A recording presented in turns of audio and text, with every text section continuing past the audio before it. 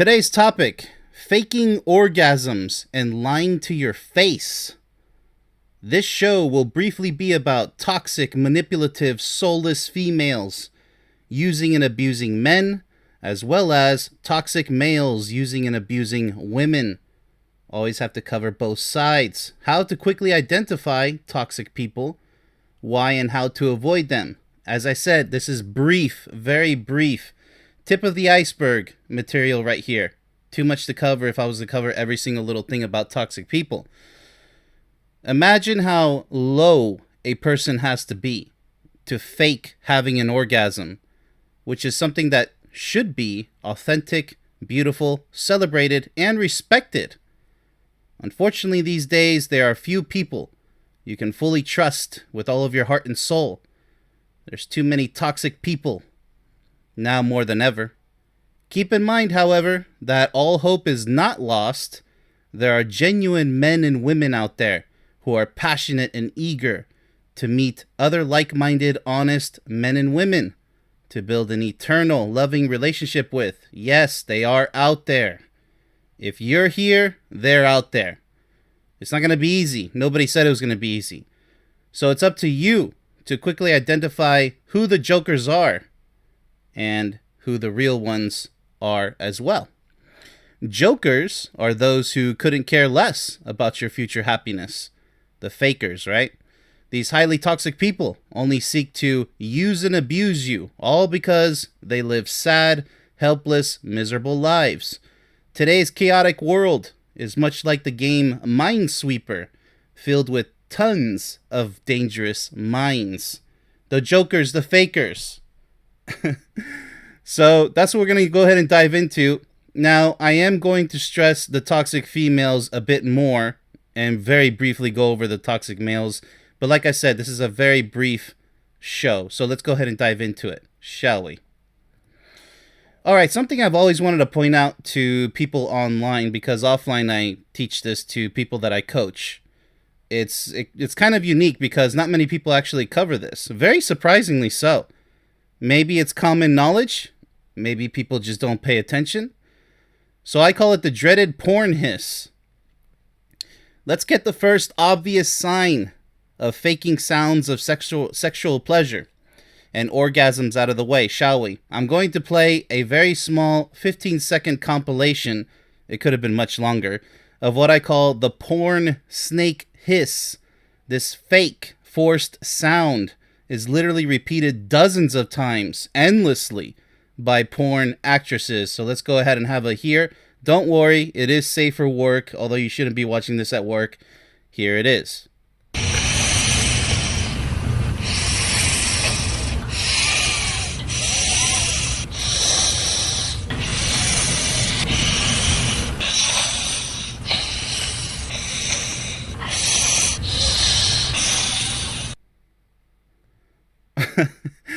Oh my goodness. Okay, so that was a hissing porn sound effect for you guys out there. I mean, there's literally dozens in a single video of a porn shot. Now, why did I bring that up? Yes, such a forced sound is mainly found in pornography. However, when coaching men offline who suspect their partner of faking sexual pleasure, some of them have partners making these sounds, these hissing sounds during sex. It's a sad reality for men who are with toxic females. Faking sexual pleasure by hissing is not the only red flag, and not the only version. There are other red flags to be on the lookout for. Trust is the most important part of any relationship. Faking sexual pleasure is a sign of deception and means that the relationship is destined to eventually fail. Think about it. They're lying right in front of your face.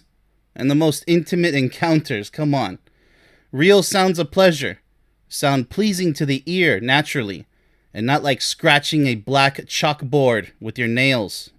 Men and women are both extremely sexually aroused when their partner makes undeniable, honest, beautiful, sensual, and sensational erotic moaning sounds.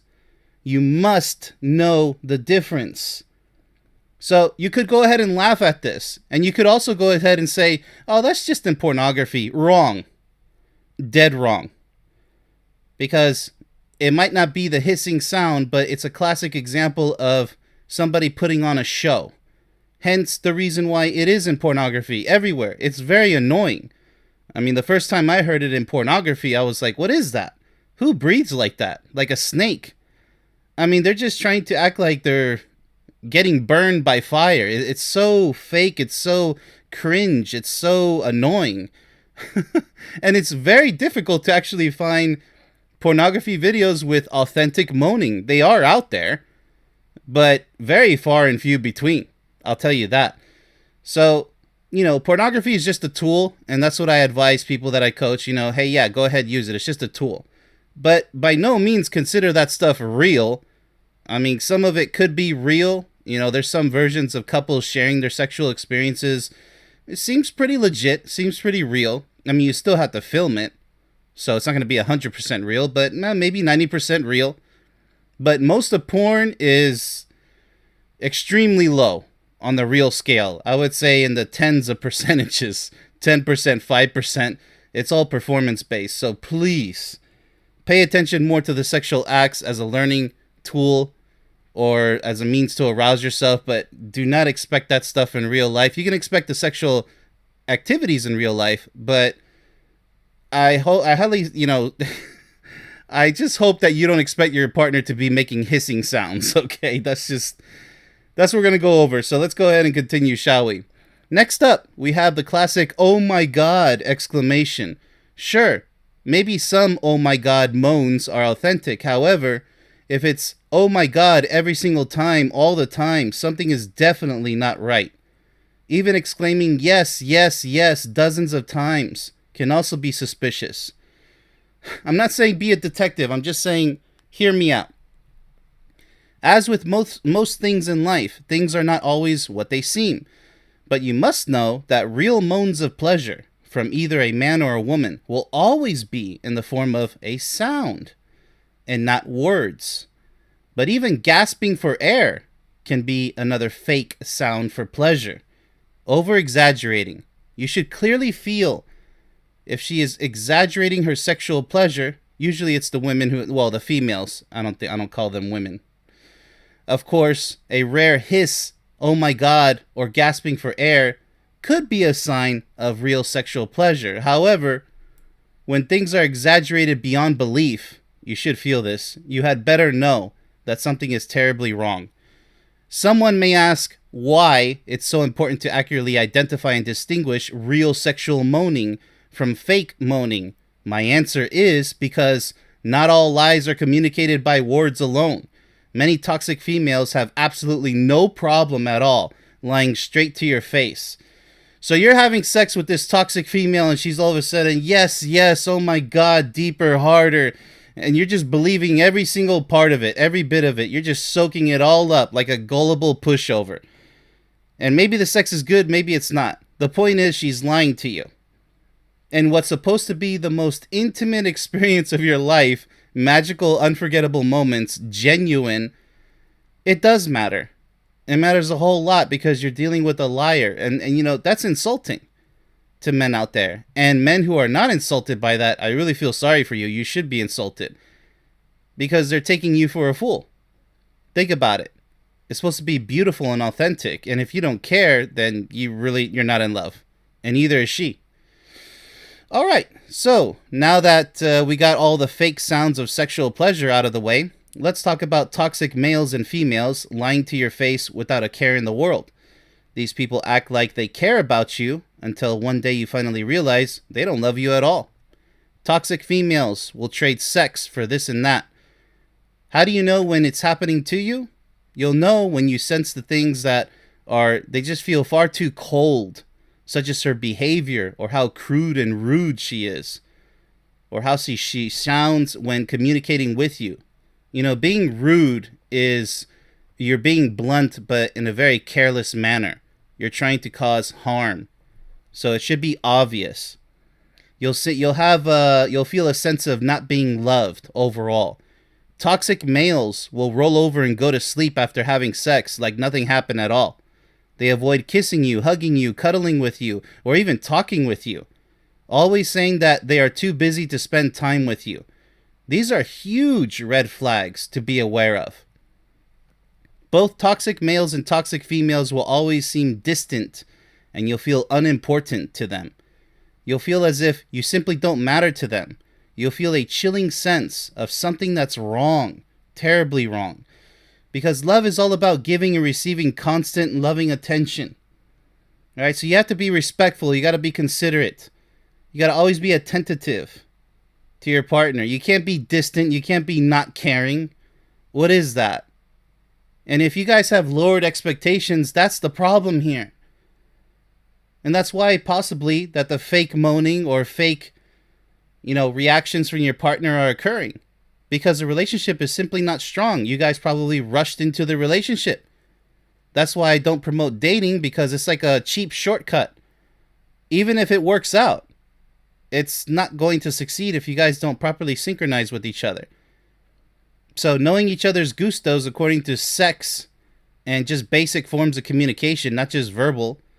There's physical communication during sex itself, or just cuddling and hugging, kissing each other. It's how you kiss each other. It's how you hug each other. It's how you make love to each other. It's how you receive that love. It's how you give that love. It's the things that you choose to say, the things that you could have said, the things that you have said. It's all in the details.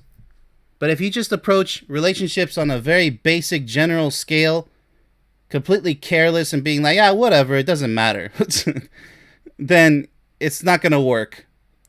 And don't be surprised if you wake up one day realizing that it's all going to the garbage bin very fast. And hopefully you guys don't have kids and invested into a house and move somewhere and sacrifice this and that to be together in a certain area where you guys have that, the dream picket fence and the dream house and everything. And everything seems to be going good at the moment, but the more you neglect these details, the worse it's going to get. It will get worse, even if in good times.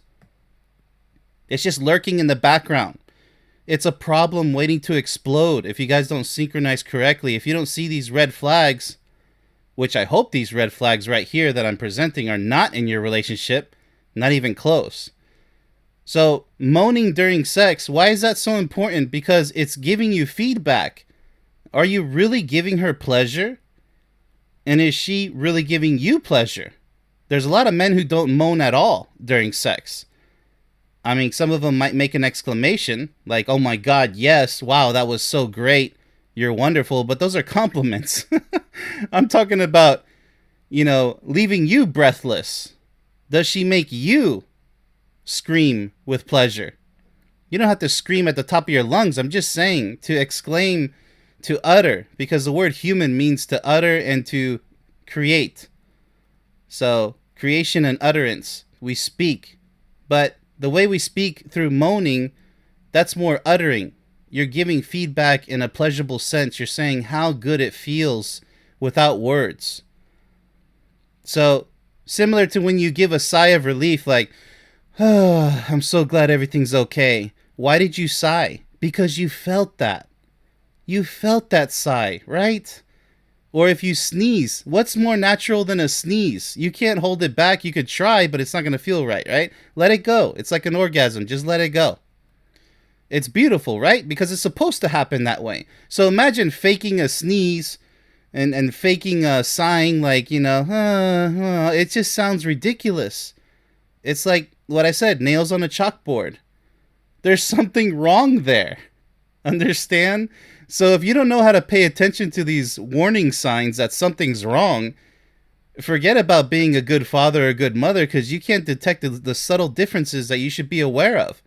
This is all about maturity and being wise and intelligent as to your surroundings and anticipating what could go wrong in the future. Yada yada. So let's go ahead and continue a bit more here, shall we? Nobody should feel distant in a relationship, by the way. I mean, is your partner marriage material, or they're just a toxic abuser, or somewhere in between? Somewhere in between is not acceptable. It's all or nothing, as I always say. I'm only scratching the surface when it comes to how toxic females and males deceive innocent men and women. If you suspect your partner of behaving in a strange, distant manner, be sure to message me, either openly or anonymously. If you don't want me to share your information, I won't share your information. So don't hesitate to ask, okay?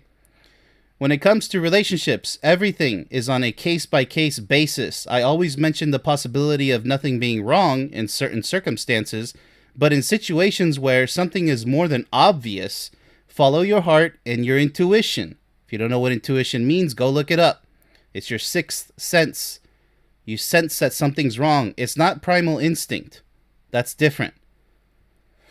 Don't be afraid to speak up, for crying out loud. Toxic behavior is abusive behavior. And unfortunately, too many people these days, they just consider that natural and normal. No, it's not natural. And it's not normal. Normal means a pattern of behavior. So it might be normal these days, toxic behavior, but it shouldn't be normal. And that's exactly why we have so many toxic people these days, because we allow it to happen. Nobody is putting their foot down, men or women. And, just arguing against each other doesn't get us anywhere either. The gender war that I'm against. So toxic behavior, abusive behavior, it should never be tolerated. A real, loving, lifelong relationship does not tolerate any form of toxic behavior, which includes faking orgasms and sexual pleasure, playing mind games with each other. That's just manipulative, narcissistic behavior right there. It's very selfish, it's very ungrateful, it's very fake, and it's not genuine. It's not honest. You're being dishonest and dishonorable to your partner, if that's the case. I mean, if you're playing your partner for a fool, that's like the ultimate insult. That's the ultimate betrayal right there, besides cheating on your partner. It's just as bad, because you're playing them like a puppet. I mean, how sick is that? Those who do tolerate toxic behavior in their relationships, calling them, oh, they're just ups and downs, are those destined to fail. Anybody out there who says that a relationship is ups and downs, maybe in the beginning when you're trying to synchronize with each other. In the beginning of a serious committed relationship, it's absolutely normal in this case and natural to argue or fight about your differences. I mean, the world is too chaotic. You guys might be coming from completely different places. As long as there's no signs of abusive behavior, both verbal or physical. But once a couple reaches the 10-year mark, I know that's too soon for a lot of people out there because of the level of immaturity and non-commitment. It's time for no more arguments or differences. I would say the soonest 10 years into a serious, lifelong, committed relationship. Doesn't matter if you're married or not. It doesn't matter. If you guys are still arguing, you have a whole distance to go. Probably from here to China. To mature. To stop arguing about the most ridiculous things, to handle tough situations as a team, to work as a team to accomplish any goal or get over any obstacle, whether it's yours or theirs. It's both. Your partner's problems are your problems. Your problems are your partner's problems. You guys handle everything together. As they say, go Dutch, right? It's teamwork. You got to have each other's backs. So this little deception game in between, this is nonsense. If this stuff is going around, if this is going on in your relationship and you sense it, you don't feel secure. You're feeling insecure about your partner's reactions when it comes to the most intimate activity possible. Sexual activities. That's a no-no. That's a big no-go. That's a big red flag. So why did I cover this? Because there are liars and deceivers out there.